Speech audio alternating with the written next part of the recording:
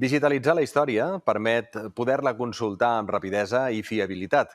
És el que estan fent a l'Arxiu del Col·legi de Notaris, que està digitalitzant el seu fons. Protegeix els documents més delicats i facilitarà la tasca dels investigadors. Alguns historiadors, però, reconeixen que el format digital fa perdre una mica l'encant de consultar un llibre notarial, per exemple, del segle XIII.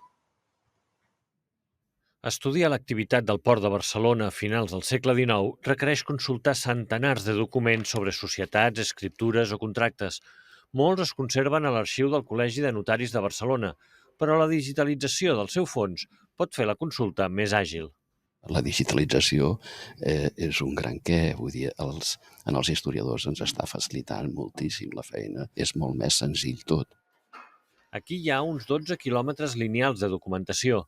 Fins ara s'han digitalitzat documents des del segle XIII fins a la primera meitat del XV. Això ha suposat escanejar unes 752.000 pàgines. Ara comencen amb un nou període. Estan digitalitzant els índexs de 17.000 volums, que són de tots els notaris que van iniciar activitat al llarg del segle XVIII i al llarg del segle XIX. No es digitalitzen les escriptures. Només els índexs d'aquests 17.000 volums es corresponen aproximadament a unes 500.000 imatges. Això ha de facilitar la localització més ràpida dels documents d'interès per als investigadors de qualsevol àmbit. Qualsevol camp acadèmic de la història de l'art, l'antropologia, la sociologia, sempre trobarà referències històriques a la documentació notarial.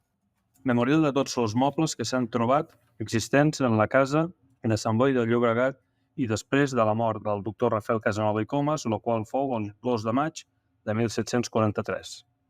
La digitalització també evita problemes de degradació en determinats documents a causa del tipus de tinta.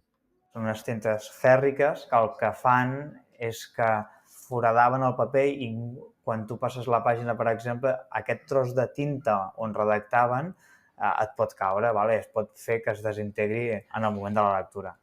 Però hi ha un element emocional que la digitalització no podrà copiar mai. A mi em fa més gràcia vindre aquí i tocar el paper que mirar-m'ho per internet.